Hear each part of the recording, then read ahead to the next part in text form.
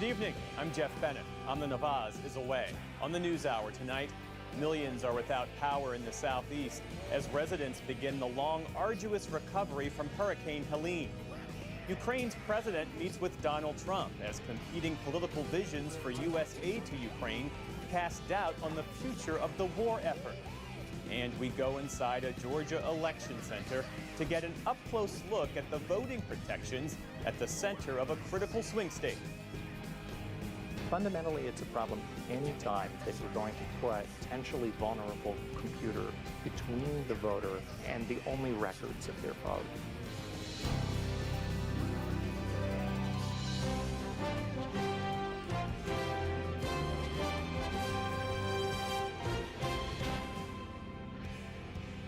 Major funding for the PBS NewsHour has been provided by the ongoing support of these individuals and institutions, and friends of the NewsHour, including Jim and Nancy Bildner, and the Robert and Virginia Schiller Foundation, the Judy and Peter Bloom Kovler Foundation, upholding freedom by strengthening democracies at home and abroad. It really matters when you have an opportunity to give back. Being part of something that's bigger than myself, that's what brings me happiness. Being able to integrate your professional career with some of these other things that are important to you, it's critical to being happy at the end of the day. You know, this is our community too, and we want to participate and give back to it. People want those opportunities to make an impact and a difference.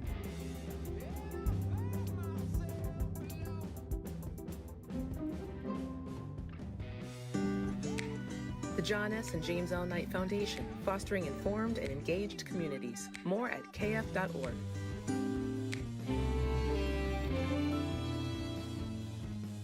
And with the ongoing support of these individuals and institutions.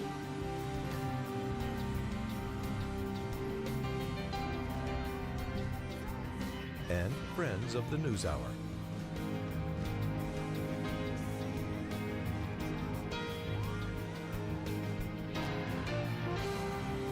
This program was made possible by the Corporation for Public Broadcasting and by contributions to your PBS station from viewers like you. Thank you. Welcome to the NewsHour. The devastating impact of Hurricane Helene is being felt far and wide across the South tonight. At least 40 people are dead in 4 states. Millions are without power, and there have been harrowing air rescues from Florida to Tennessee. And although the Category 4 hurricane is now a tropical depression, the threat is not over yet. Christopher Booker has the latest. Helene's fury unleashed on the Florida Gulf Coast. Coming ashore last night just east of Tallahassee as a Category 4 hurricane, the storm brought sheets of blinding rain and whipping winds of 140 miles an hour. Storm surge threatened to wash cars off roads.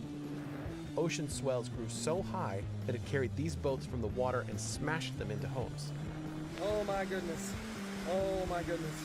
Flooded streets resembled rivers. Entire neighborhoods looked more like lakes. This man in Cedar Key tried to check on family. I was trying to make it to my mama's house, but it's neck deep here. I'm not able to get any further. Oh man. It prompted thousands of high water rescues from Florida up through the Carolinas. First responders out in boats to rescue people trapped in their homes. In South Pasadena, Florida, firefighters literally battled fires and floods. And in one daring rescue, the Coast Guard airlifted a man and his dog from their stranded sailboat off the coast of Florida's Sanibel Island, with the storm bearing down. Still, Helene claimed lives in multiple states, from fallen trees, debris, and possible tornadoes. Many of them in Georgia, where Governor Brian Kemp said the threat was still very real. It is still very dangerous out there. Even though the winds are starting to die down, there's still trees literally falling.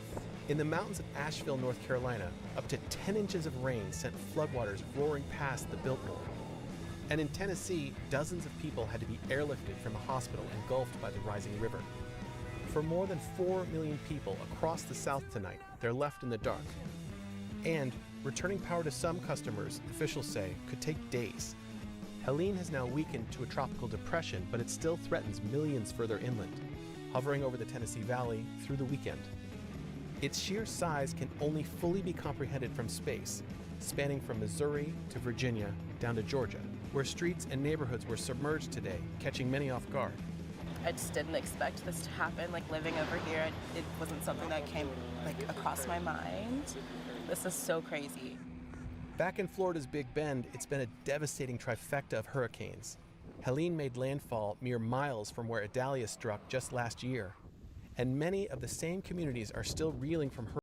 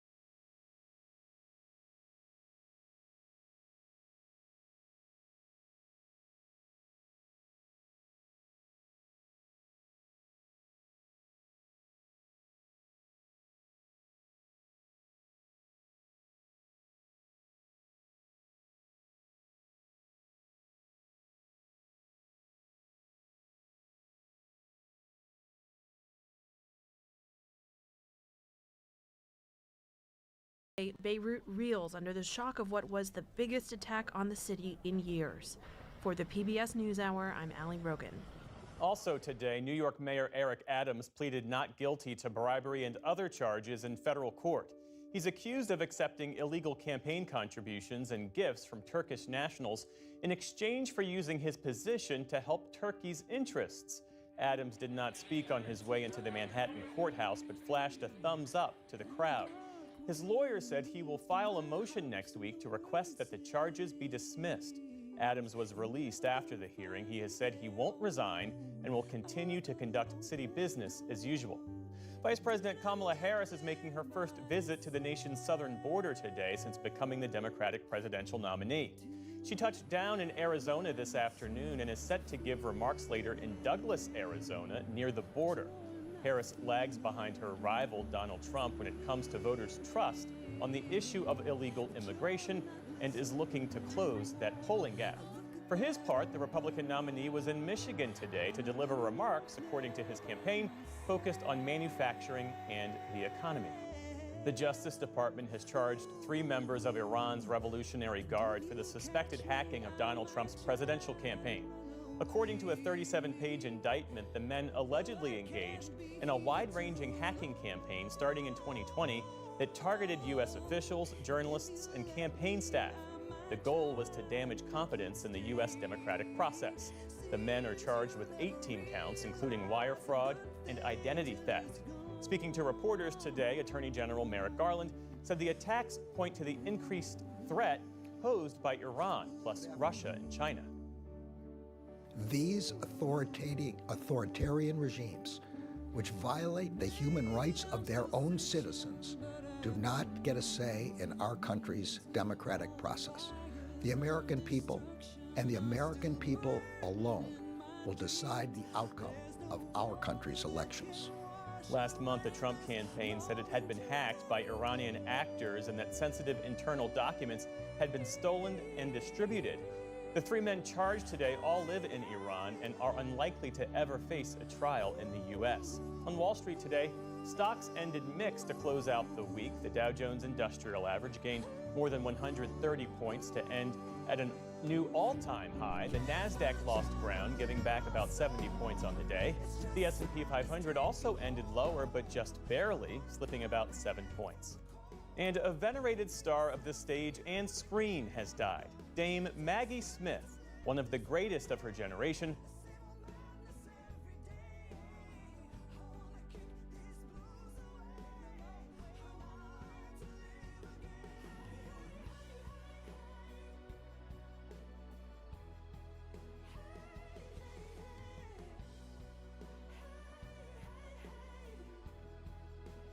$130 points to end at a new all-time high. The Nasdaq lost ground, giving back about 70 points on the day. The S&P 500 also ended lower, but just barely, slipping about 7 points. And a venerated star of the stage and screen has died. Dame Maggie Smith, one of the greatest of her generation, won 2 Oscars, 4 Emmys, and a Tony, and played roles many generations will remember. I'm so looking forward to seeing your mother again. When I'm with her, I'm reminded of the virtues of the English. But isn't she American? Exactly. I saw you drooling over her pearls. For nearly 70 years, Dame Maggie Smith enchanted audiences with her signature mix of quick-witted comedy and English elegance. There never is anything personal between us, is there? Or is that getting too personal?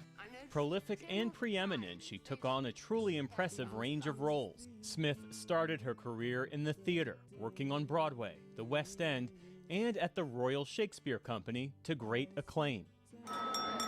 Your attention, please. Yet she wasn't as widely known until she took on 2 megastar roles in the 2000s. First as Professor Minerva McGonagall in the Harry Potter franchise. Oh, thank you for that assessment, Mr. Weasley.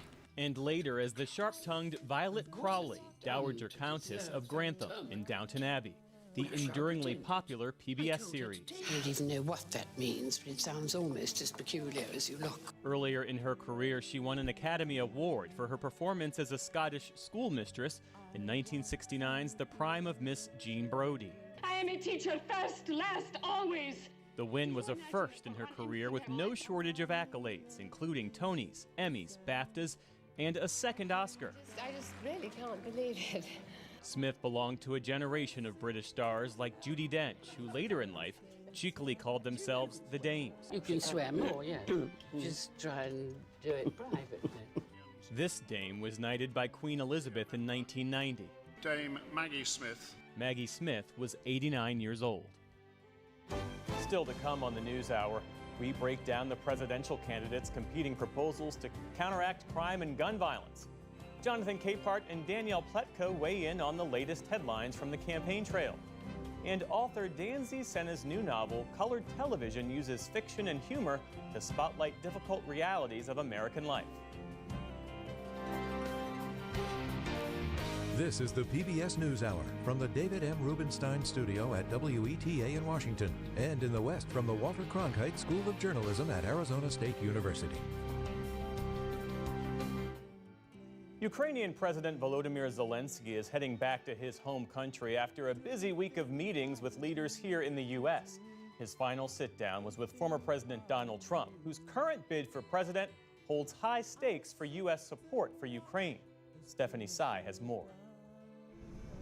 Former President Trump and Ukraine's leader Volodymyr Zelensky met at Trump Tower in New York. We have a common view that the war in Ukraine has to be stopped and Putin can't win, and Ukrainians have to prevail, and I want to discuss with you the details of our plan of victory. Ahead of their closed-door meeting, Trump said he had a great relationship with Zelensky, crediting him for helping him during the first of his impeachment trials. That scandal exploded 5 years ago when Zelensky, fresh-faced before years of war, sat with then-President Trump at the United Nations. We're with the President of Ukraine, and he's made me more famous, and I've made him more famous. The ayes have it. Trump was impeached in late 2019 after he demanded Ukraine provide information on then-candidate Joe Biden in return for releasing military aid to Ukraine.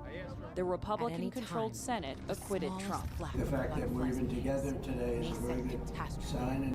But in the same breath today, an entire city wiped from the map. Those left behind there did not stand a chance. The world's greatest minds came together and found a vaccine against the Harran virus. Finally, mankind had prevailed against the disease. But people always want more.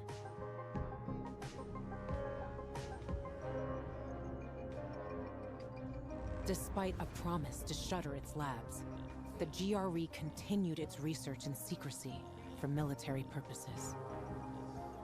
It didn't take long for a variant of THV to escape into the world once more. The fall happened more rapidly than anyone could have predicted.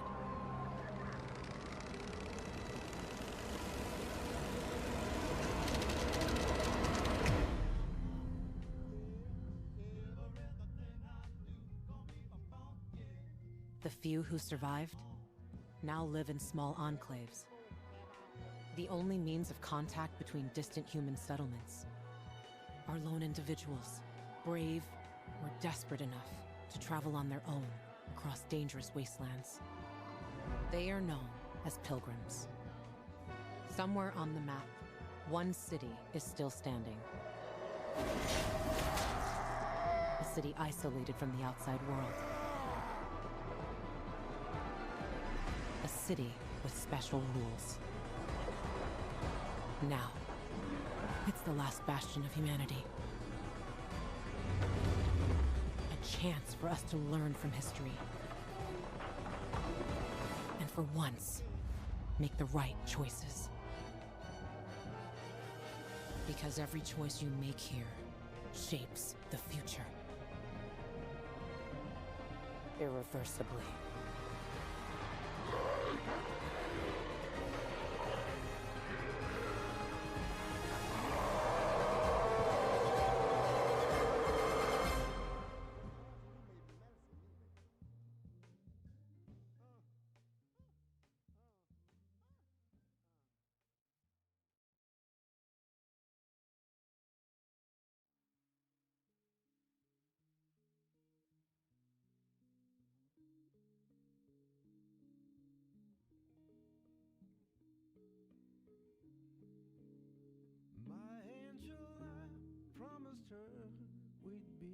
lost in a cloud, standing on pillars of fire, singing out loud, shot from truth and love, not darkness, with the moon under your feet, where birth goes on and rides terror.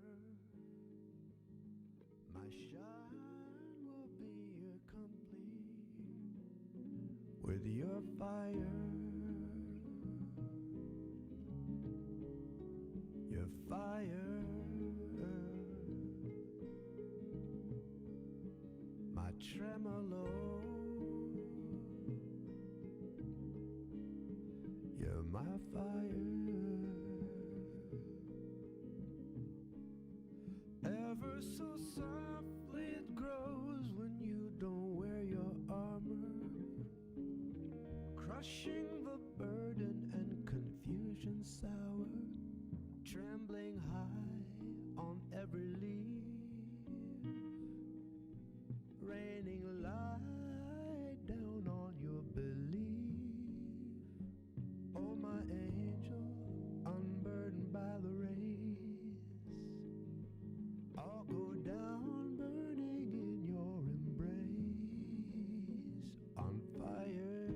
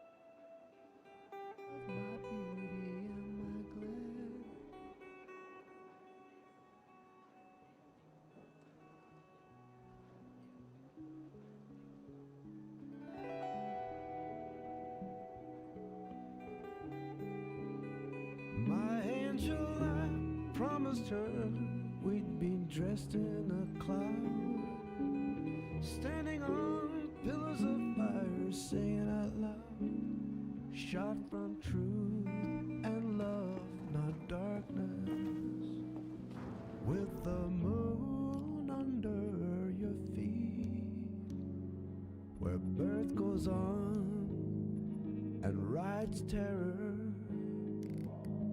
My shine will be complete with your fire. Your fire. My tremolo.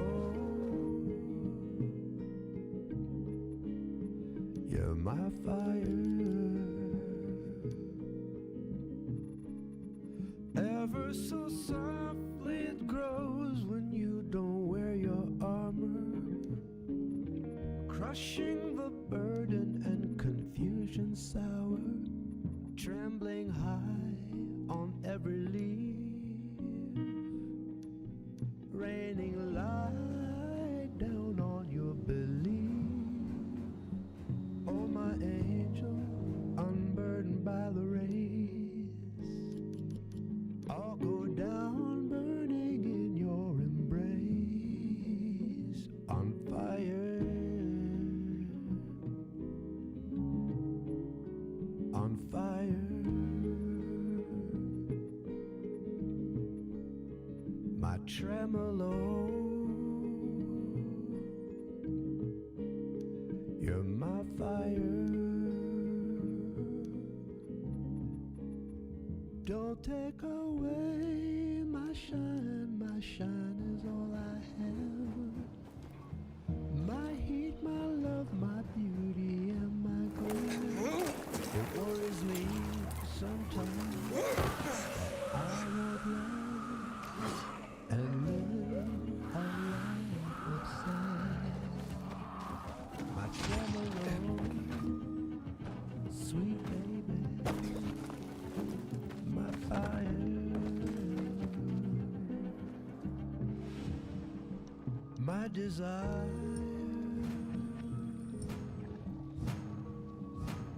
fire.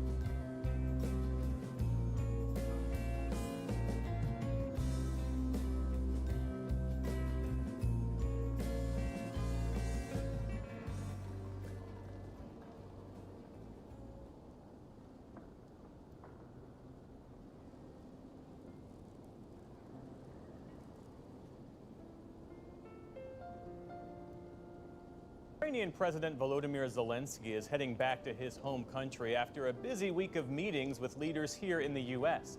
His final sit-down was with former President Donald Trump, whose current bid for president holds high stakes for U.S. support for Ukraine. Stephanie Tsai has more.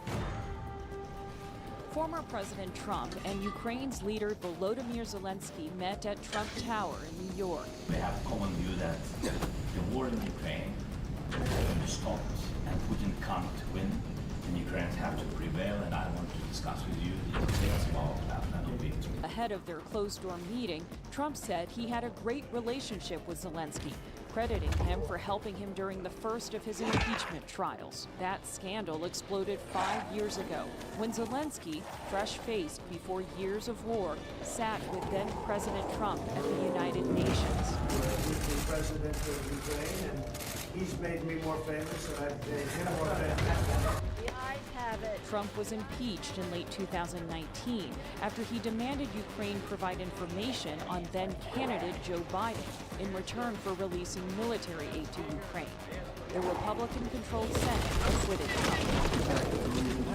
Today is a very good sign. But in the same breath today, Trump also lauded Russia's president, leading Zelensky to interject. Trump's response was telling. We have a very good relationship, and I also have a very good relationship, as you know, with President Putin. And I think if we win, I think we're going to get it resolved very quickly. I really think we're going to You know, it takes two to tango, you know. With Russian assaults continuing, all week Zelensky found himself caught in the crossfire of the battle for the U.S. presidency, with Trump refusing to say whether Ukraine should win the war. And earlier this week, Trump said this about Ukraine's president. I think Zelensky's the greatest salesman in history. Every time he comes into the country, he walks away with $60 billion. Trump also suggested this week that Ukraine should have made concessions to Russia to avert the war. Ukraine is gone. It's not Ukraine anymore. Any deal, even the worst deal, would have been better than what we have right now. His running mate, Ohio Senator J.D. Vance, has also focused on the war's price tag. I don't appreciate Zelensky coming to this country and telling the American taxpayers what they ought to do. He ought to say thank you to the American taxpayers. Vance and other Republicans have ramped up their critique of Zelensky since an interview with The New Yorker published Sunday. In it, Zelensky called Vance's stance on Ukraine too radical and said Trump doesn't really know how to stop the war, even if he might think he knows how. Republicans charge that Zelensky has waded too far into U.S. politics. Early this week, Zelensky visited an ammunitions factory in Pennsylvania with Democrats. Now, the GOP Speaker of the House is calling for Ukraine's ambassador to resign, and a House committee is investigating whether laws or ethics were breached. Well, President Zelensky, it is good to see you again. In Washington yesterday, Zelensky stood alongside Vice President Kamala Harris, who lambasted Trump's insistence on striking a quick deal. These proposals are the same of those of Putin. And let us be clear, they are not proposals for peace. Instead, they are proposals for surrender. Surrender is far from Zelensky's mind as he tries to sell his plan for victory to the U.S. while walking a tightrope. For the PBS NewsHour, I'm Stephanie Tsai.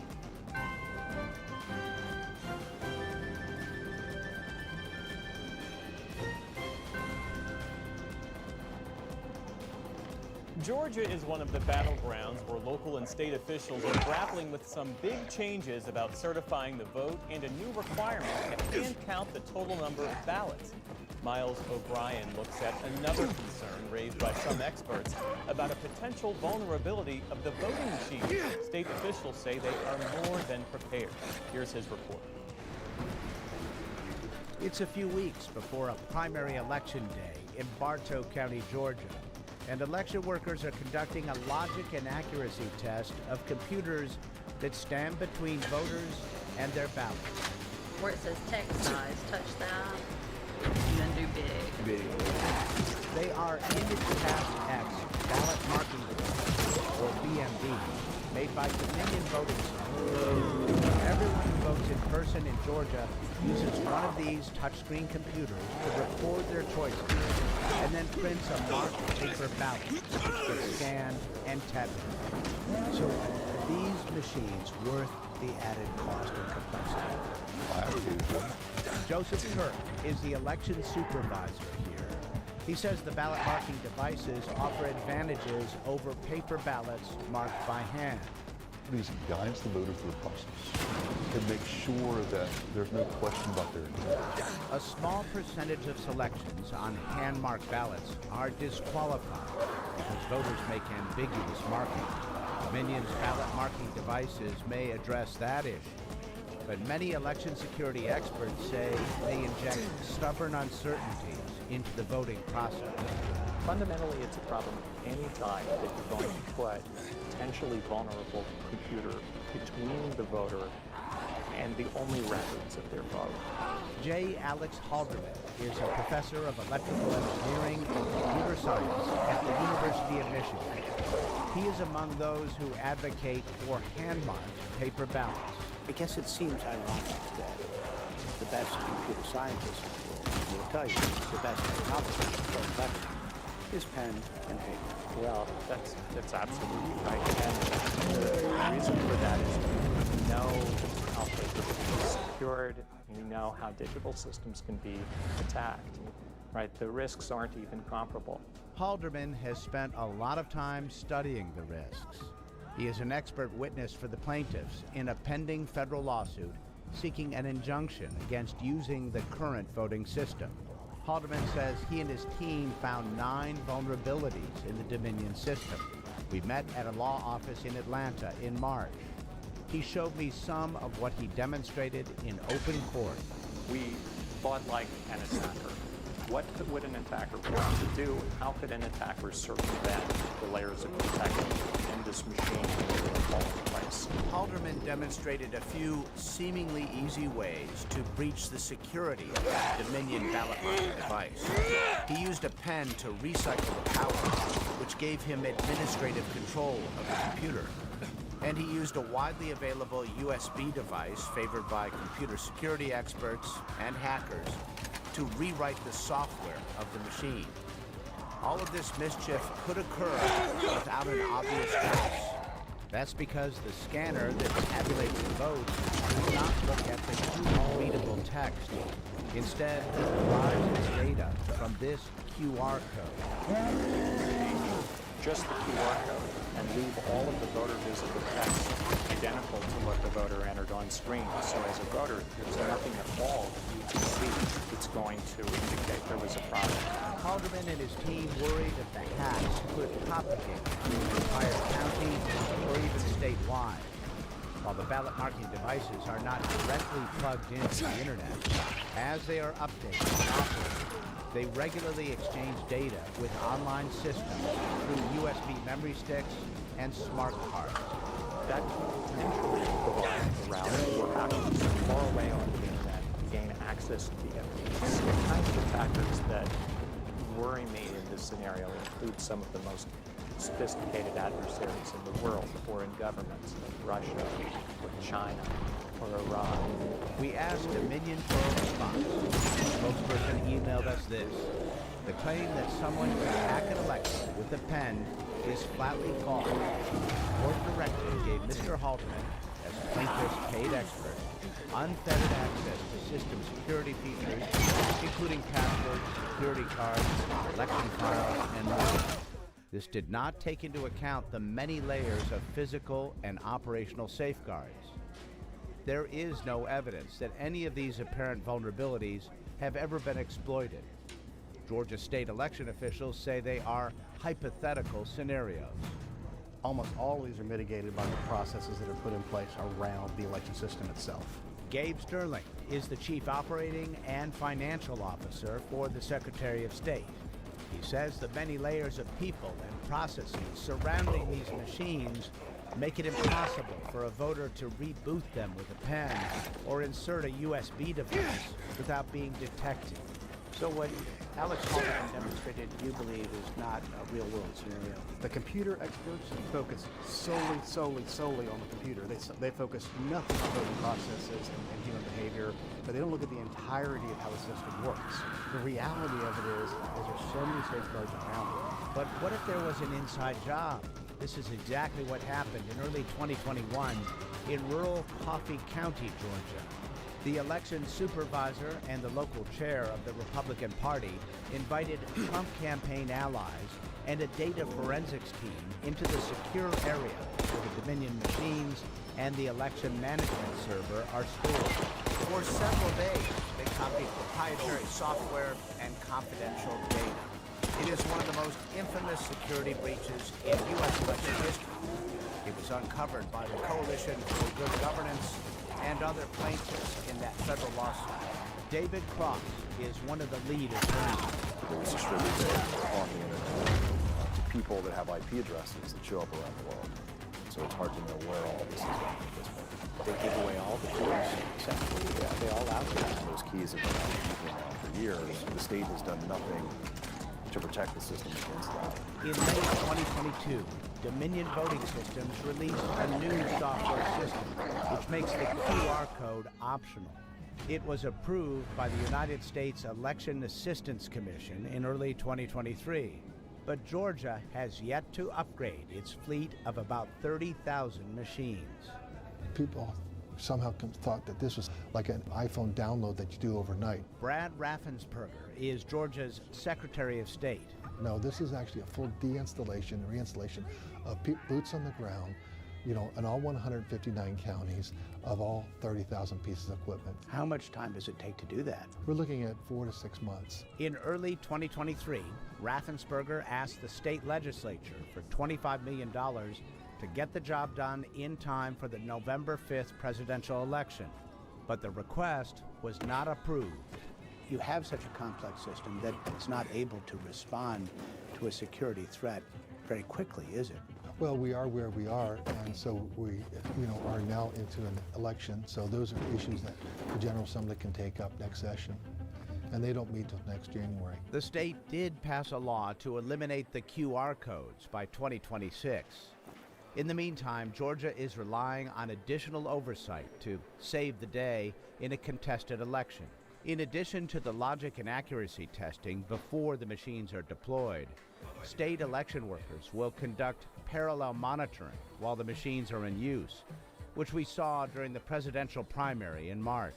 All right, so we scanned our 24 ballots through. They randomly selected BMDs from various counties and tested them for accuracy on Election Day. So we know what the county is using matches our control. And after the election, they will conduct risk-limiting audits designed to deliver a statistically valid confirmation of the results.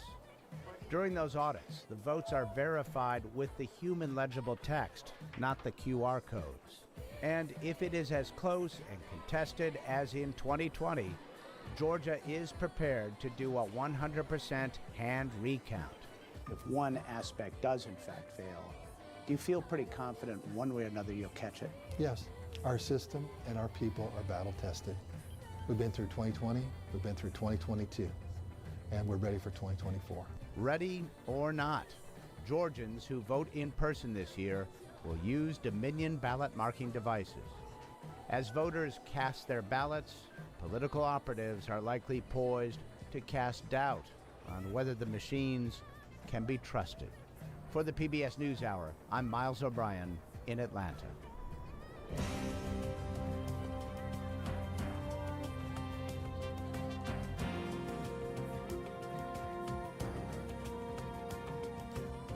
Gun violence and crime in America are both key issues in the 2024 campaign.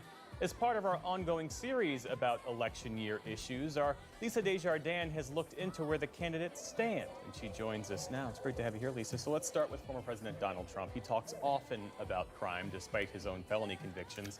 What's his plan to address crime in America? Trump's approach is blunt, and it focuses on enforcement. Here is what he said to the National Rifle Association in May.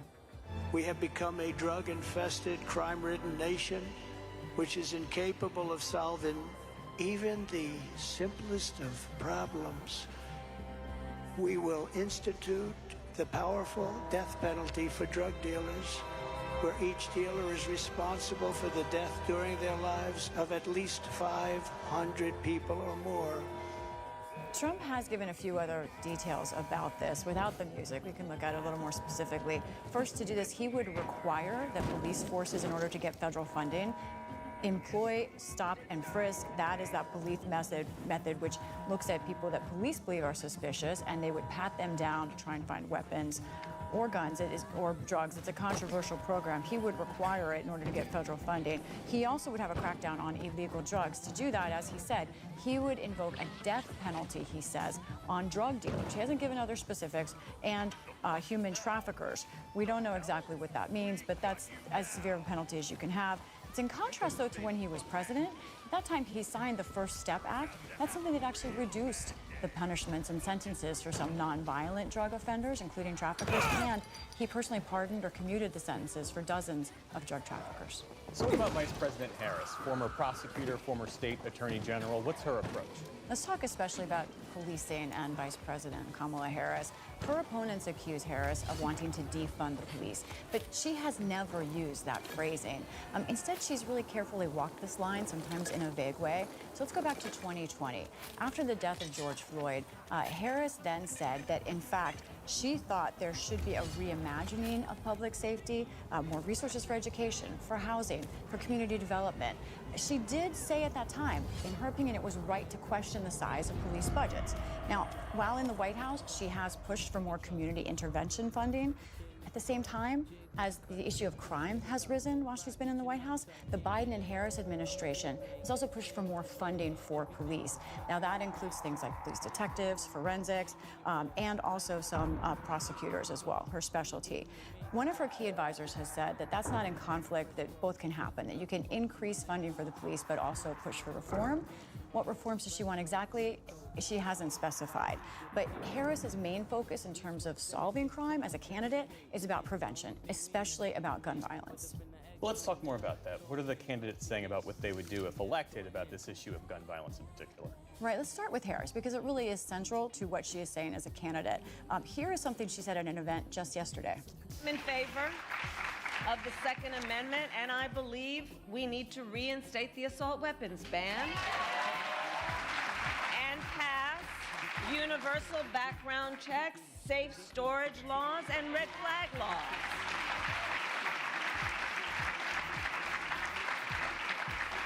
When we took office, we promised to take on the crisis of gun violence, and we passed, under the president's leadership, the first major gun safety law in nearly 30 years. That bipartisan law actually extended some the background checks, and it closed some loopholes. Now, in addition to that, as you heard Harris say, she would ban assault-style weapons. She would also ban high-capacity magazines. Those are things we know often are used, especially in mass shootings in this country. But she would also extend more background checks and red flag laws. She wants also more community intervention, as I mentioned. And talking to experts, Jeff, that's something that they say already has had a positive impact, that gun violence they see is being affected in a positive way downward because of community intervention.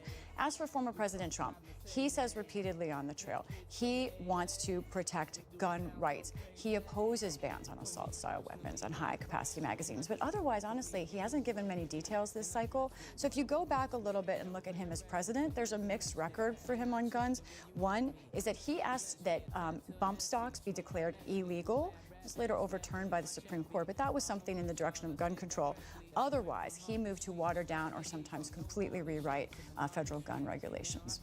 And returning to this issue of crime, it might be a resonant political issue, but do a fact check, because crime rates in this country have actually come down. Right. We hear this again and again, especially from Trump and Republicans. There were new figures out just today, or just this week, rather, from the FBI. Today, Attorney General Merrick Garland said that crime rates have gone down to almost their lowest level in 50 years. What does that mean? Well, violent crime nudged down from last year to this year, and especially murders and manslaughters down 12% just in the last year. Now, Trump and his allies are saying they don't like those FBI statistics, which are based on law enforcement around the country. Instead, they like to use a measure that is a survey of people about if they were victims of a crime. It surveys about 500,000 or 250,000 people. Now, that measure, however, Jeff, I want to point out, When Trump says there is an increase in crime by that measure, there's some fun with math there. The increase is based on pandemic levels. If you look at that same measure based on pre-pandemic levels, crime is down. If you look on that same measure that Trump likes based on last year, same thing. Crime is at about the same level. So we asked one expert, Jeff Asher, to break down the bottom line here. We know that murder is falling probably at the fastest rate ever recorded, and that's coming from both government sources, the FBI and the CDC, as well as independent sources, the Gun Violence Archive, our Real-Time Crime Index, the Council on Criminal Justice. Trump also talks about migrant crime, but we know all research so far in that area says that undocumented immigrants are either less or just as likely as anyone else to commit crime, not more. Lisa Desjardins, thanks so much. I appreciate it. You're welcome.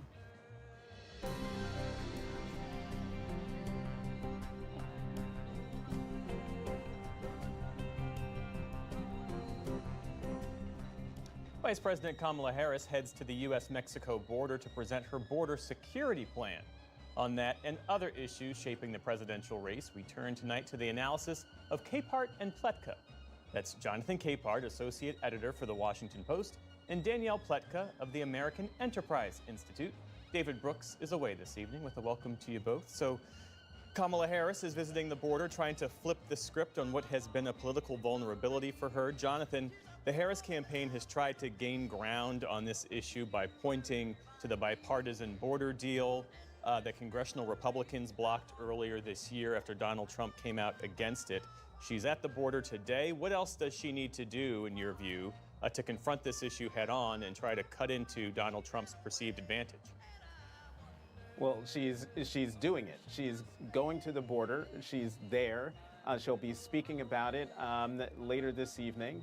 And, you know, by going to the border and talking about immigration, it does give her yet another chance, and she's been talking about this on the campaign trail, gives her another chance to talk about the bipartisan comprehensive immigration deal that was negotiated by Democrats and Republicans. The lead Republican, Senator Langford of Oklahoma, one of the most conservative Republicans in the Senate, had all the votes, and then Donald Trump called up and said, don't vote for it, and it died. Did not even come up for a vote.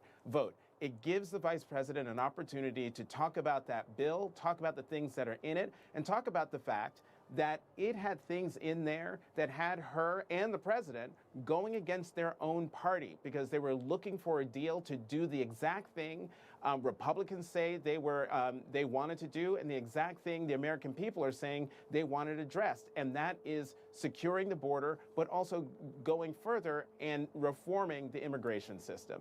And Donald Trump didn't want it to happen because he didn't want to give Democrats an issue to run on.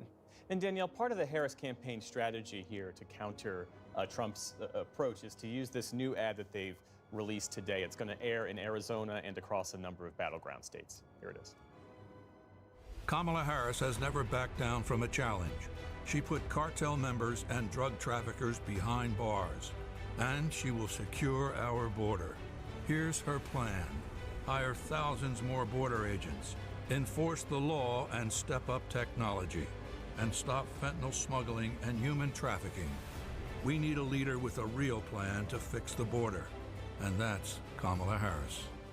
What do you make of that? I mean, the campaign is pointing to her record as Attorney General taking on transnational criminal gangs, but they're not defending the Biden immigration policy, really. We need a real leader to take on them. That is not a felicitous term that they should have put at the end of that ad, because she's been that leader.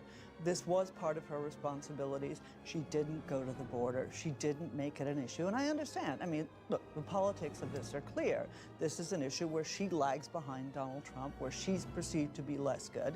And, you know, she can't just shrug off 3.5 years as Vice President of the United States and suddenly say we need new, fresh leadership to deal with that. Where were you for the last 3.5 years? You know, but I think, look, Jonathan makes an interesting point. And this is, you know, this is a problem for the Biden administration. The Supreme Court has said, and I'm going to read the quote, it says, in a decision on immigration, it said that current statute, quote, exudes deference to the president. In other words, the president had and has all the authorities that are needed to do what was necessary to either shut down or regulate the flow at the border and to deport people if necessary. None of that happened for the first 3 years of the Biden administration. Now, is it good that Congress wanted to address this? Yes. Am I a little bit ambivalent about how it was handled? I am, because I think it needed a solution, and I think sometimes you have to compromise. The argument that many make who opposed it is that the president has these authorities and that the legislation actually limited those authorities. In other words, it would have superseded existing legislation and limited the ability of the president to shut down the border unless there was a certain number of people, an average of 4,000 to 5,000 at the border. Now, that was the complaint against it. Is it fair?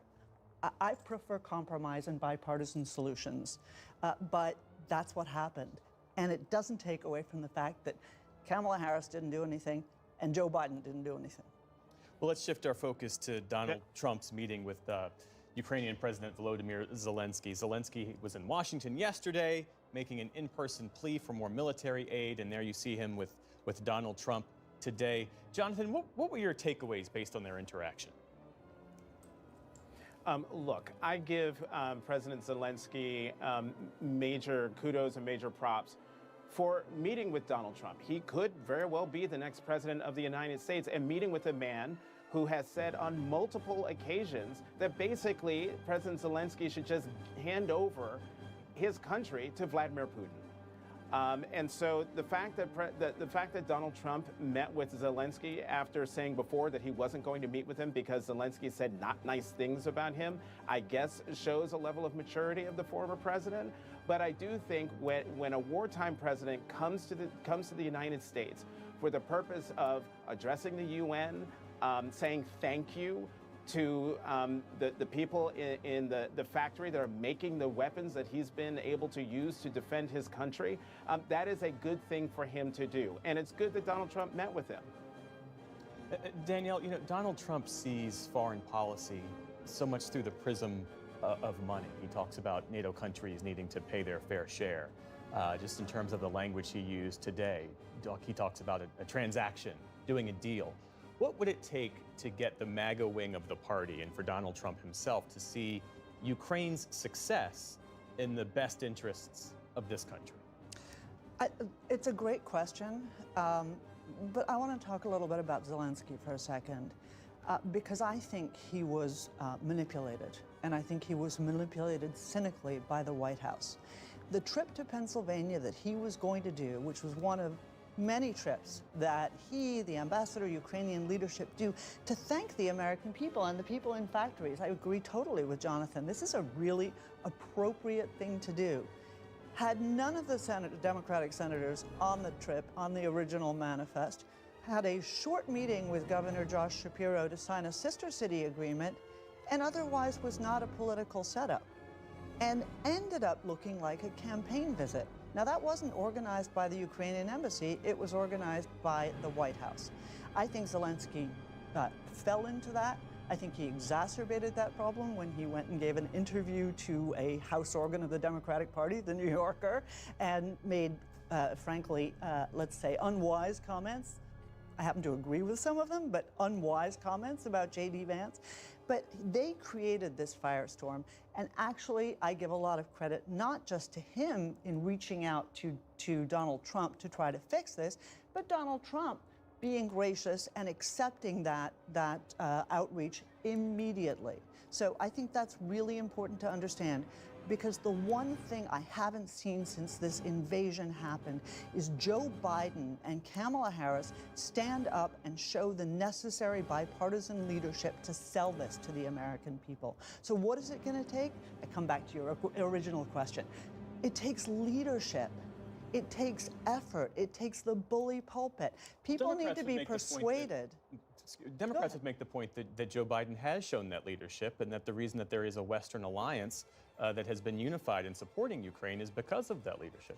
Democrats would make that argument, and Ukrainians will tell you, as will the Republicans on Capitol Hill and most Democrats, that the Biden administration has been a day late and a dollar short in every single weapons transfer to the Ukrainians. When they need HIMARS, HIMARS come a year later. When they need aircraft, aircraft come a year later. When they need ATACMS, they come a year later. When they need to reach into Russia to hit targets where Russians are staging against them and the Biden administration won't let them do it, they finally grudgingly allow them to in the last month. You know, helping people when they're losing is not the best plan. Helping them when they can win is the right plan. That's what I call leadership, not just going and schmoozing at NATO. What about that, Jonathan? And this is really a bipartisan criticism that the Biden administration, when it comes to giving Ukraine aid, when it comes to giving them the missiles that they've asked for, that the Biden administration has been too slow to get to yes. And now the question is, will the West, will the U.S. give Ukraine the authority to shoot Western weapons deeper into Russia? The administration might get to yes on that question too, but at the moment it has taken them weeks and weeks and weeks to get there. Sorry, I'm just trying to recover from the hurricane of platitudes there. Listen, Jeff, we can't just be simplistic about this.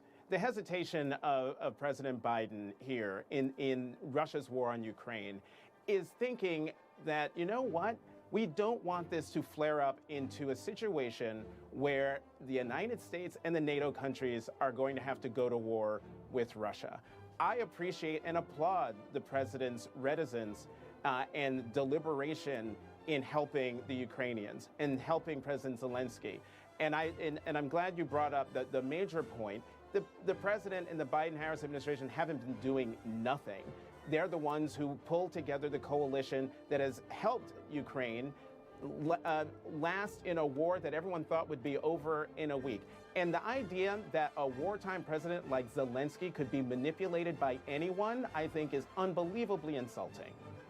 All right, Jonathan Capehart and Danielle Pletka. Unfortunately, we are out of time. It's all right. I'm sure we'll continue this conversation elsewhere. Thank you both. Thank you. Thanks.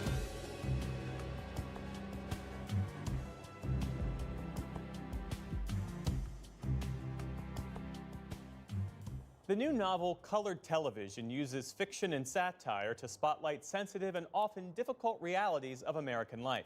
Senior arts correspondent Jeffrey Brown talks to author Danzy Senna for our arts and culture series, Canvas. And I have affection for all the places and people I skewer in the book. In Danzy Senna's new novel, all manner of contemporary culture is subjected to sometimes brutal skewering.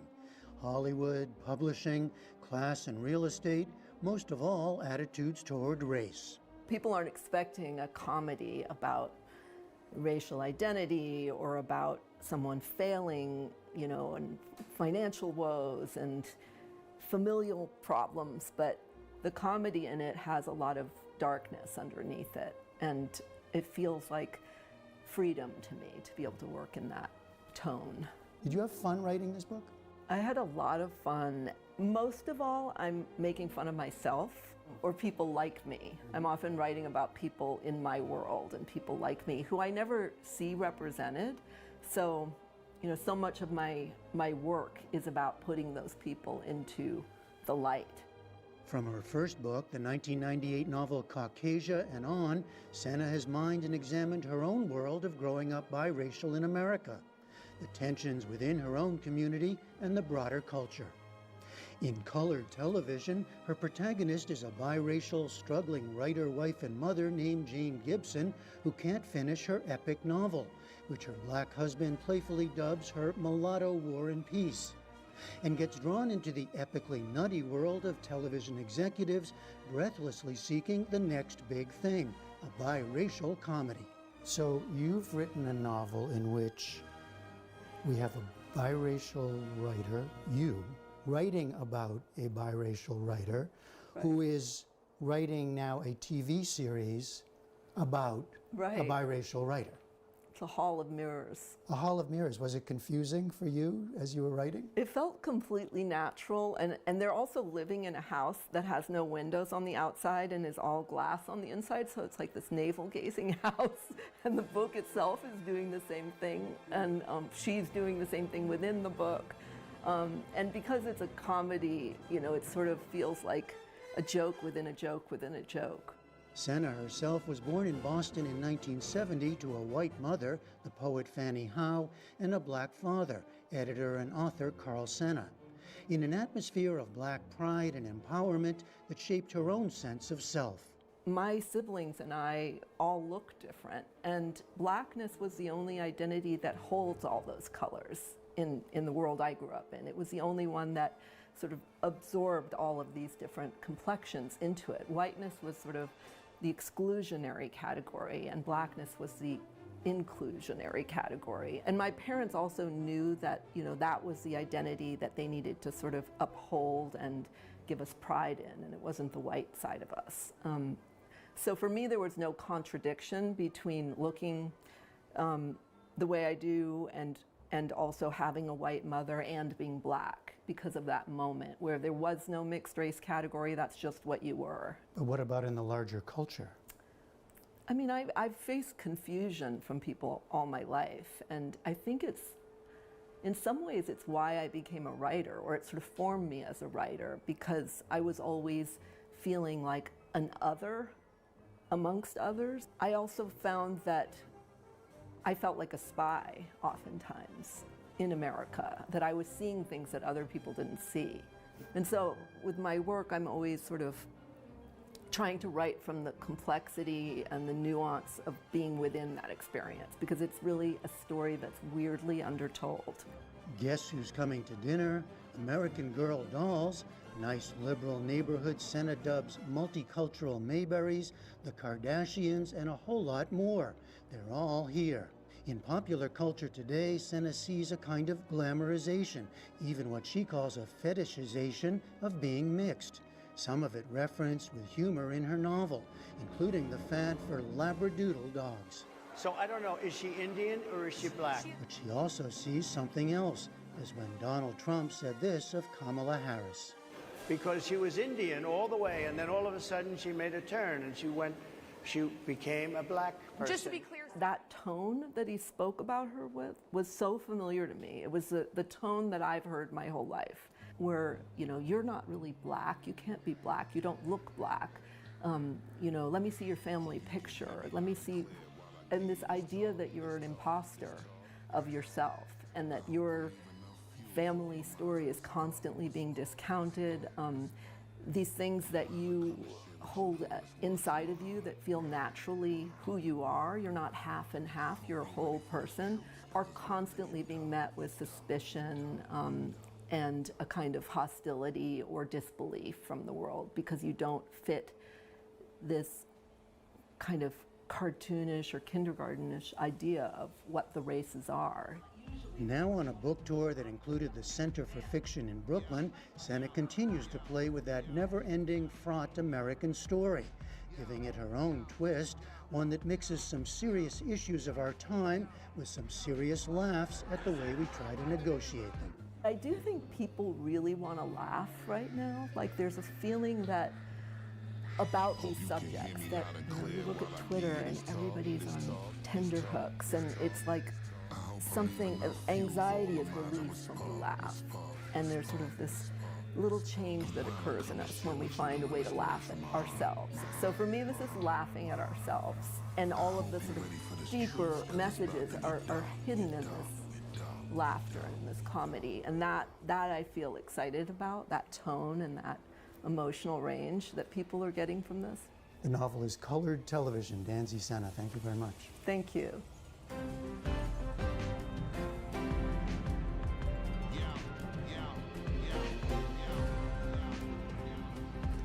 And there's a lot more online, including PBS News Weekly. That's our digital show that unpacks an eventful week amid an escalating war in the Middle East while world leaders gathered in New York for the United Nations General Assembly. You can find that on our YouTube page. And be sure to tune in tonight to Washington Week with The Atlantic. Guest moderator Laura Barone-Lopez and her panel analyze Harris and Trump's dueling positions on immigration and look ahead to Tuesday's vice presidential debate. And on PBS News Weekend, the latest on the aftermath of Hurricane Helene as the storm pushes north. And that is the News Hour for tonight and this week. I'm Jeff Bennett. For all of us here at the PBS News Hour, thanks for spending part of your evening with us. Major funding for the PBS NewsHour has been provided by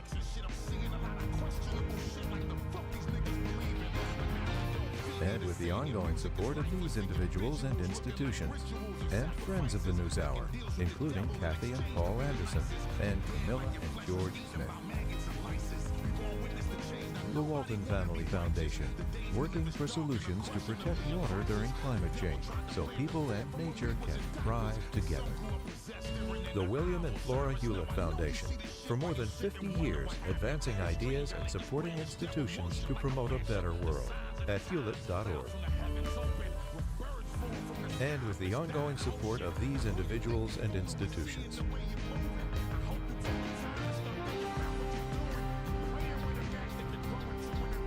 And friends of the NewsHour.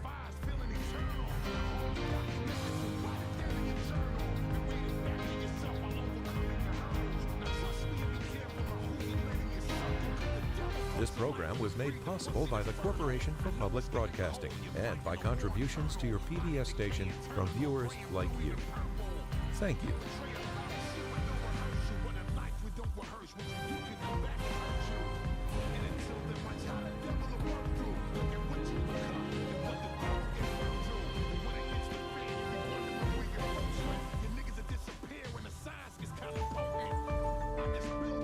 You're watching PBS.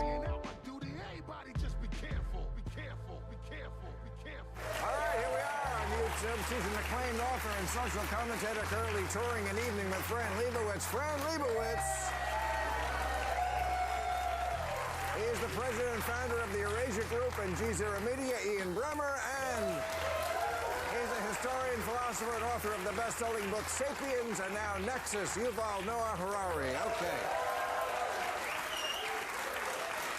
All right, here are the questions people have written in. Following P. Diddy's recent arrest, oh, more P. Diddy. There was a notable increase in streams of his music across various platforms. Does this indicate that people are able to separate the art from the artist? People I don't care about. I am, totally. I will play P. Diddy if I want to. I'll play R. Kelly tonight if I want to. I mean, if you'd have to not play Michael Jackson, and no one's not doing that. To watch Woody Allen films, and I don't know. I totally. Well, Woody Allen didn't do anything. Are you really part of that? I don't know. I just brought it up. I mean, I know, but I wasn't on that jury. I don't know. Well, there was 2 police investigations of that. I mean, we're at a strange place in this country. Like, the people who want to find somebody guilty, even when there are investigations and they're exonerated, sorry, not good enough. Kevin Spacey had 2, completely innocent in 2 countries. Sorry, we don't care. You're still out. Doesn't matter what. Either you believe in the rule of law or you don't. No?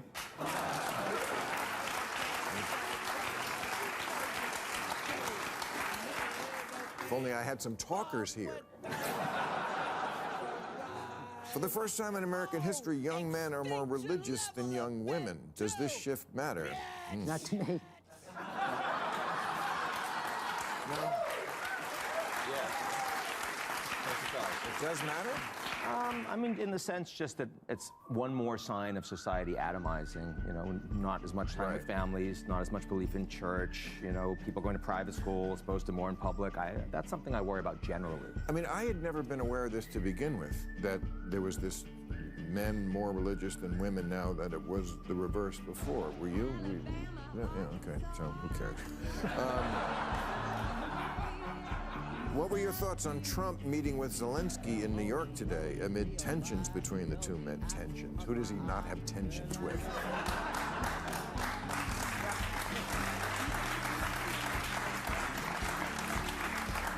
Zelensky has enough problems without having to talk to Trump. Like, it should be a law. If you have a raging war in your country, don't talk to Trump. What do you think we should do about Ukraine? I think that we should defend them to the nth degree. Okay?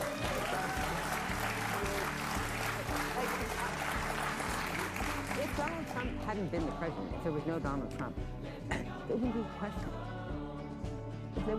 There's no parity between Putin and Zelensky. It's an absurd idea. Except after 2 years, you know, the rest of the world getting tired. Global South says hypocrisy. The Europeans saying, we don't want to spend the money we used to. Germany cutting it back by half. I mean, Ukraine they're incredibly courageous. And the president has done a fantastic job leading in the teeth of this war.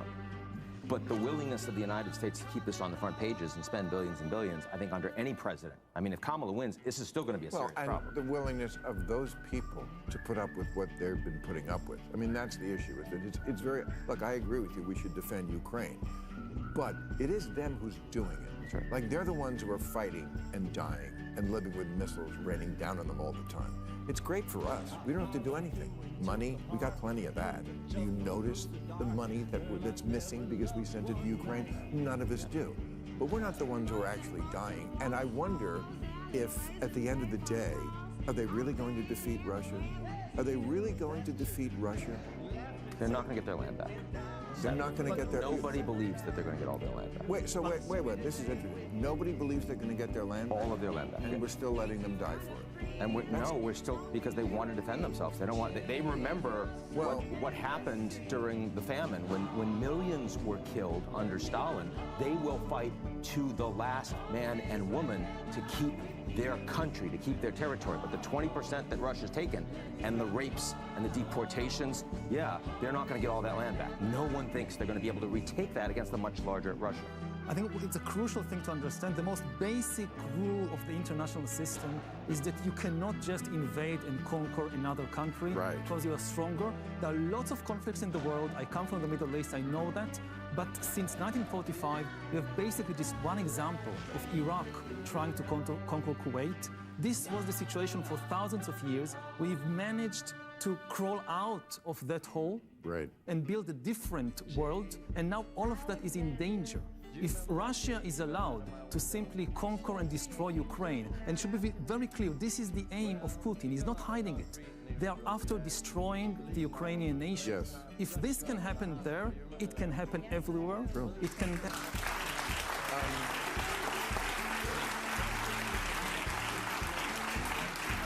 You remember when they used to say that no two nations with a McDonald's ever went to war against each other? What? No. Even when Kamala worked there, nobody was... I don't remember that. But is that still true? No, it's not so true. It was true for a long time. It was, but then they put more McDonald's around. That's the problem. Is that even the dictators got McDonald's? What are your thoughts on Kamala's trip to the border? Will that help her close the gap with Trump in Arizona? That bald fuck, my uncle, I don't think she needs Arizona. And he's got hands like cast iron frying pans. I would stay in Arizona with Putin. Here, take Arizona, leave Ukraine. Fran, you're wearing cowboy boots. I mean, come on. You're even kind of showing something. No, and also, you're going to... I read your plugs. You're going to Nashville, right? Is that Arizona? No, but it's no, but it's a red state. I mean, you don't want to insult all the red states. You go there. I go there, and I usually say, really, Nashville? That's what I say. But there are plenty of intelligent people in Nashville and in Arizona. They come out to see you. Not plenty. But look at their politicians, okay? Look at who they elect. Okay, I'm not saying every single... You elected Eric Adams. You just said he just... I did not. I know, but New York did. New York, brilliant New York. I did not. Okay. Do we ever learn lessons from...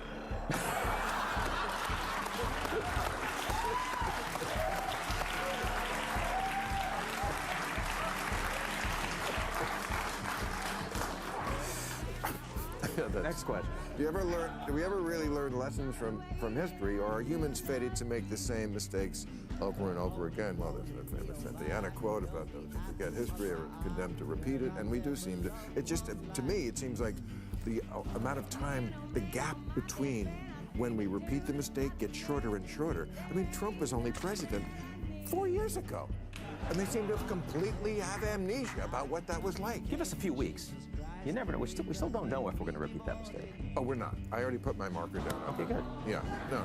Then it's a counterexample. No, I'm not even worried about it. You're not even worried about it? No, not at all. Really? Yeah. No. He's definitely going to lose. I hope you just feel it. You just feel it. No, I said it weeks ago. And now the polls are, but the polls will be even on election day. I promise you. Don't worry about it. Don't think about it. I don't think about it. Just don't think about it. What do you think about it? And then even if he does win, well, you wouldn't have gone through all that stress. It's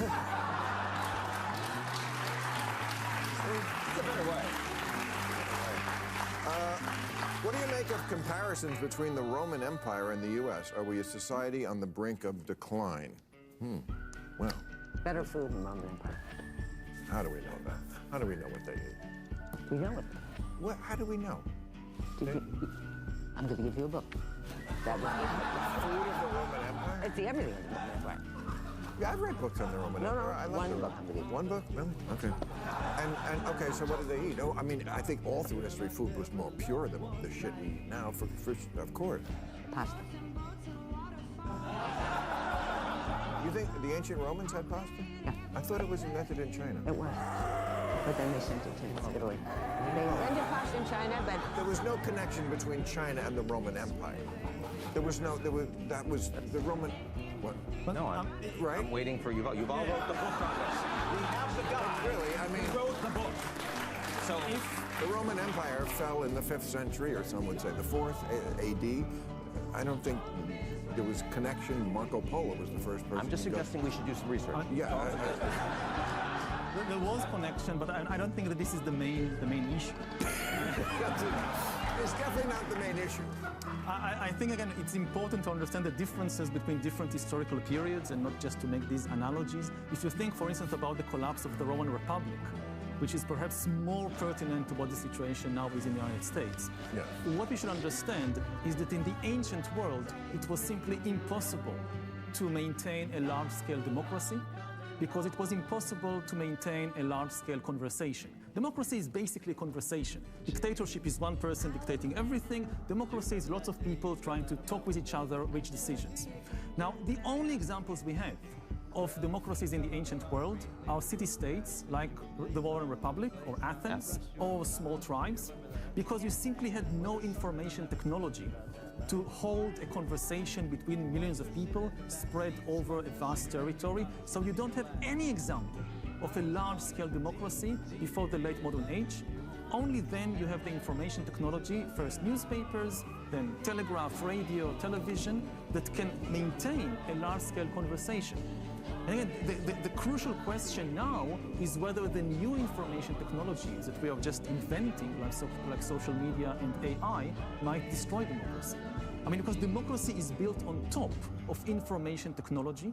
So if you have a major upheaval in information technology, there is an earthquake in democracy, which is what we are feeling right now. And he was going to say that. He was. I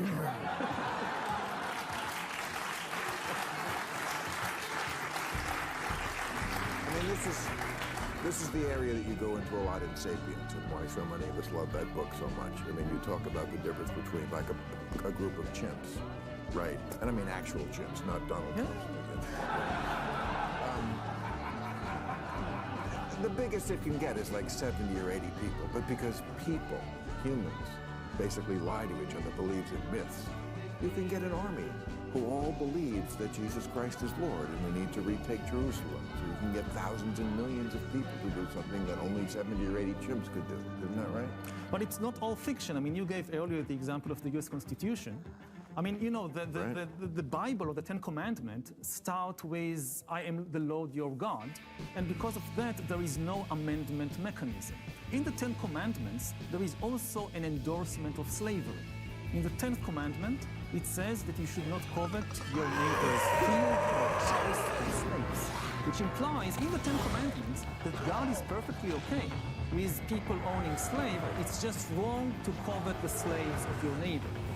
And there is no mechanism of amendment. Somewhere, Yuval. There is no mechanism of amendment there, which is why we still have the same text.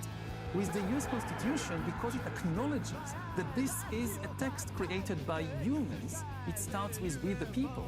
It also includes this amendment mechanism, which enabled eventually to change the Constitution and to banish slavery. So it's not true that we are condemned to use only lies and fictions in order to unite people together.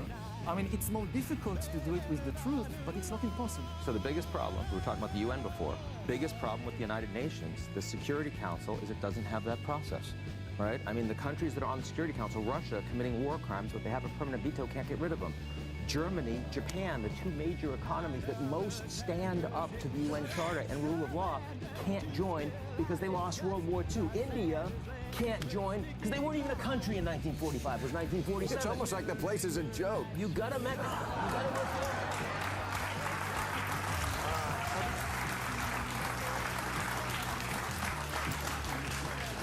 Why do people hate the Jew? Oh. I just wrote that one. Good way to wrap it up and ask. I mean, the best historical answer that I know is something which doesn't really come from Christian theology, but still, I'll give you 3 statements and try to connect them in a logical way. Statement number 1, Jesus came to save all humans from our misery. Statement number 2, I'm still miserable. Statement number 3, the Jews killed Jesus.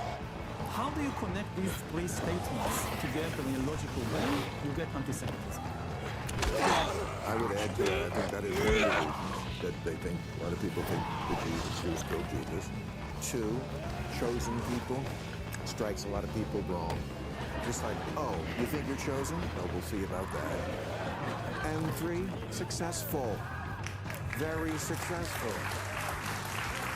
Right? Don't look at me, I didn't write this. No, but why do you think that there's anti-Semitism? Really now with this? Okay, but what about the young people now? What about this weird alliance between wokeism and jihadism that's going on? You've got like this many Jews on TikTok, which is the most important mechanism to transmit information among young people today. And you've got a vastly larger Muslim population. The algorithms are driving the hate, as Yuval suggested. That's actually a big component of why it's growing right now. So the answer is get more Jews on TikTok. Well, that would help. First, ladies and gentlemen. Thank you very much.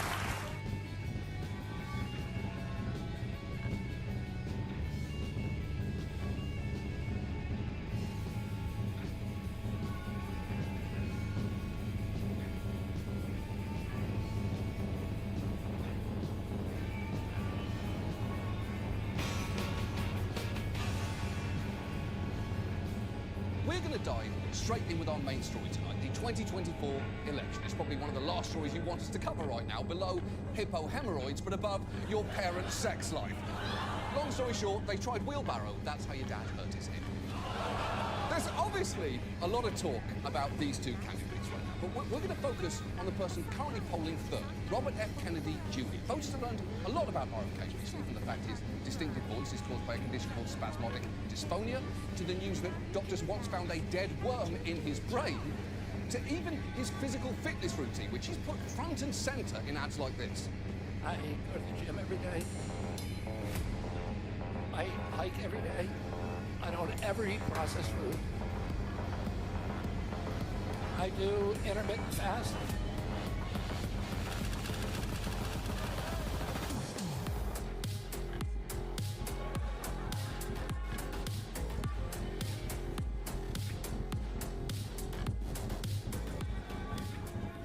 Cool. To be honest, that looks less like a campaign ad and more like the dating profile of a guy who just lost custody.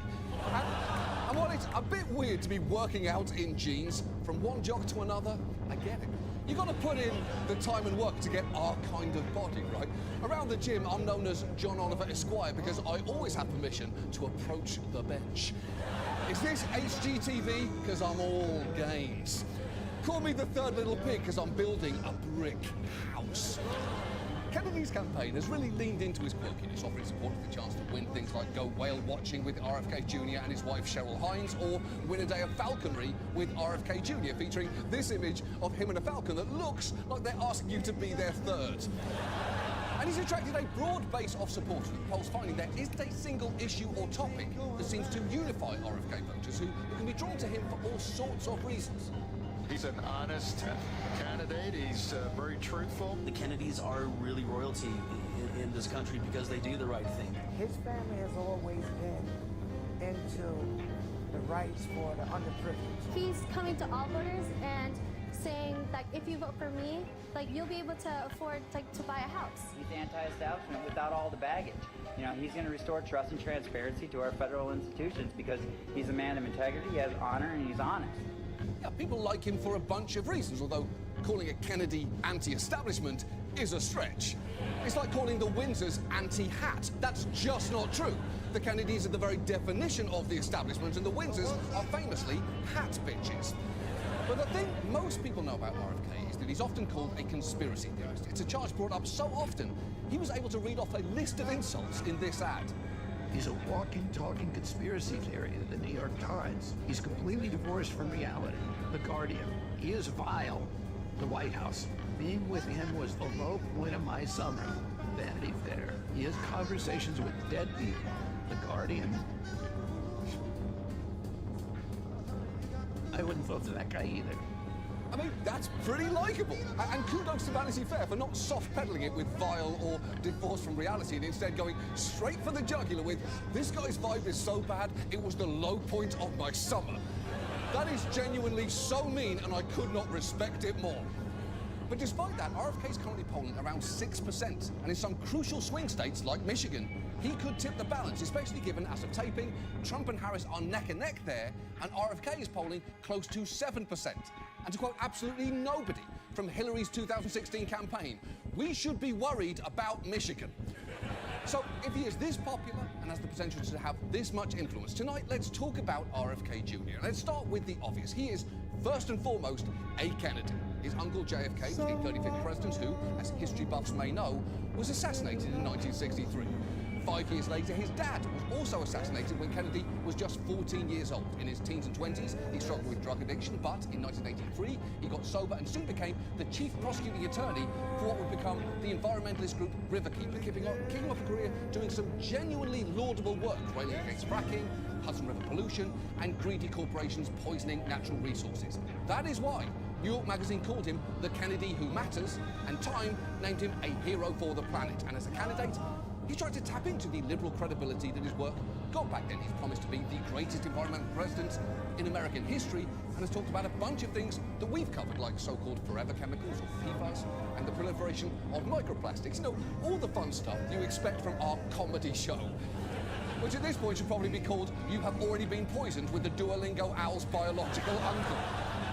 And it's not just that, he's also proposed raising the minimum wage to $15 and making student debt dischargeable via bankruptcy. And if I ended this piece right now, it'd honestly be a pretty good ad for RFK Jr. But unfortunately, there's a lot more to say. And let's start with his other policy proposals, because some are, to put it mildly, underbaked. One of his marquee promises is offering first-time homebuyers a 3% mortgage rate funded by tax-free government-issued bonds. Here he is describing the plan, and see how far he gets into his pitch before you start hearing alarm bells. If you have a rich uncle who will co-sign your mortgage, you can get a much better rate. I'm going to give everybody a rich uncle.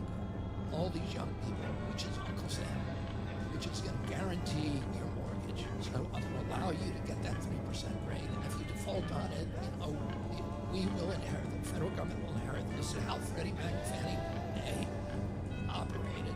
Right, he's suggesting giving low-interest home loans to buyers with bad credit, guaranteed by Fannie and Freddie, an idea with no bad historical precedents whatsoever. And if you're wondering, doesn't that guy remember 2008? I don't know, but I should point out they didn't find the worm until 2010, so he might actually have an amazing excuse there.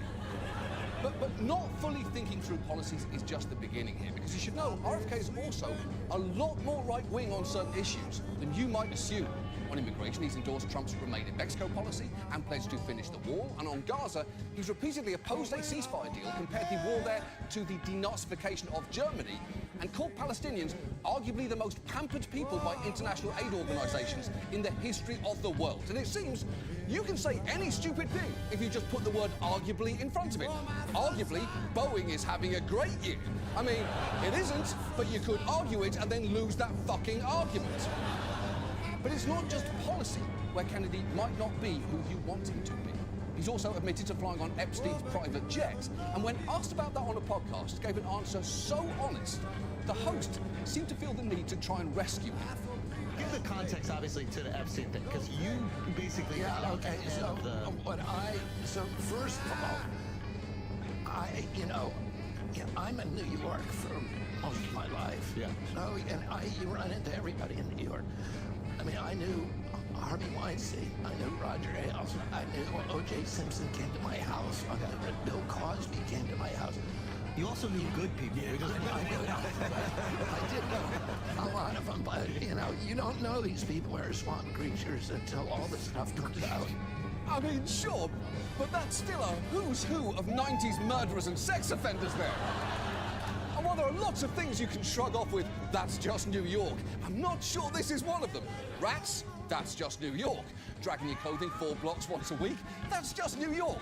One person in your subway car talking about Jesus and another doing flips, and eventually the one doing flips accidentally kicks the one talking about Jesus? That's just New York.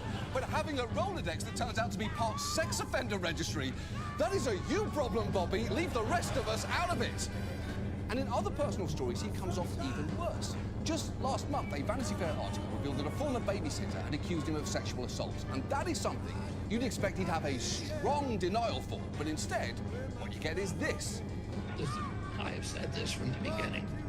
I am not a church boy. I am not running like that. I said I had a very, very rambunctious youth. I said in my announcement speech that if I have so many skeletons in my closet that if they could all vote, I could run for king of the world. Okay. I'm sorry, first, not a church boy? If the implication is people affiliated with the church don't commit sexual assault, boy, do I have bad news for you and your massive Catholic family. Also, rambunctious youth is a terrible way to respond to allegations you assaulted a babysitter no matter what, but especially considering the alleged assault took place when you were 40 years old.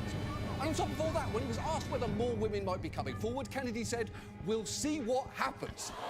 And the only way that answer could be any worse if he followed it up with, "Hey, did I tell you Bill Cosby's been to my house?" Because he has. But obviously the biggest issue with RFK is his reputation as a conspiracy theorist and anti-vaxxer. And if you support him, you may think that that's been overblown. You might think, well, he went on a podcast that I listened to and he seemed totally reasonable. And he does do a lot of them. We listened to a bunch. And in doing so, we noticed an interesting pattern. On the more mainstream ones, he will...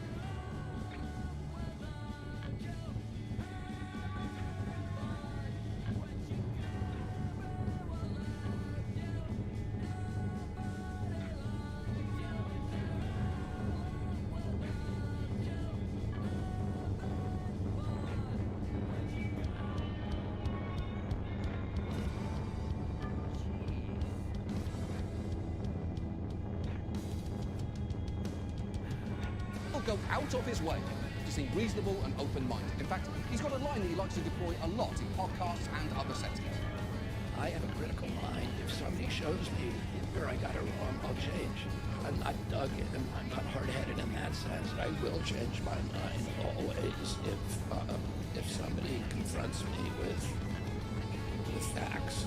If somebody shows me a fact that I'm wrong, that might be causing it. Nowadays, most people accept that those early theories were dead ends, but amazingly, as recently as 3 years ago, RFK was out there saying shit government to forego supplying AZT to those with AIDS, a decision that's been estimated to have cost over 330,000 lives there. Yet, RFK recently wrote that Duisberg's arguments were so clean, so elegantly crafted, and so compelling. And elegantly crafted?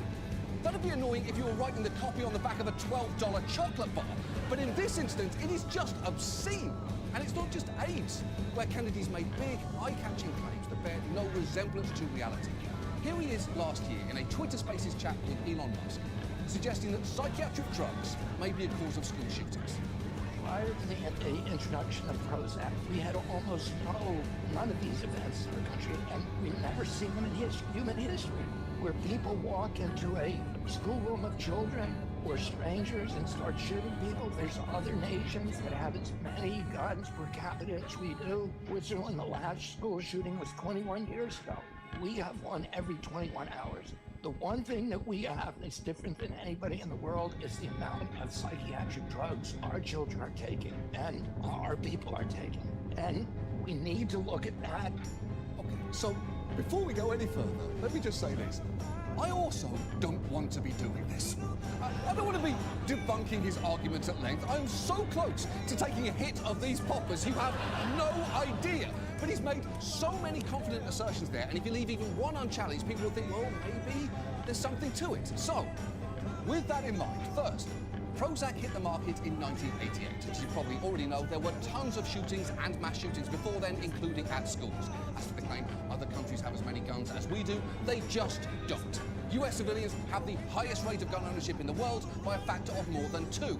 And as for linking school shootings to the amount of psychiatric drugs our children are taking, researchers haven't found any link between antidepressants and school shootings. In fact, one study found that over 87% of the secondary school shooters it sampled were not on psychiatric medications at the time of their attack. So multiple facts there are just plain wrong, despite how confidently he just spewed them out there. He could just as easily pointed out the link between school shooters and milk, because you know what? A shocking number have above average dairy intake, and ice cream in particular may contain neuroglycerides that initiate psychopathic behavior, except none of that is true. I just made all of that shit up. Neuroglycerides isn't even a word, and Lactose Quarterly isn't a magazine. But it does show just how easy it is to reel people in when you're spouting self-assured bullshit on an unchallenged platform. And if you're noticing a pattern here, that RFK will find a problem and then work backwards to point at a big, powerful entity pulling the strings. That's basically what he's done with vaccines, although again, he will deny that, insisting he's not anti-vax at all. Here he is making that point under oath before Congress. I have never been anti-vax. I have never told the public to avoid vaccination. The only thing I've asked for, and my views are constantly misrepresented, so that the truth of what I believe is not, we're not allowed to have a conversation about that with the American people, which I believe vaccines should be tested with the same rigor as other medicines and medications. Well, that's a pretty vehement denial, and quick shout out to the guy recording that like it's his kid's dance recital. Well, when are you going to watch that footage, dude? You do know there are other cameras recording this, right? But here's the thing, remember when I said Kennedy goes on a lot of podcasts and can sound reasonable? He goes on a bunch of fringy ones too.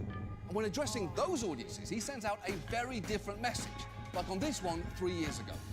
Our job is to resist and to talk about it to everybody. I see somebody on a hiking trail carrying a little baby, and I say to them, better not get them vaccinated. And he heard that from me. If he hears it from 10 other people, maybe he won't do it. You know, maybe he'll save that child. When they hear that from 10 people, it'll make an impression on them.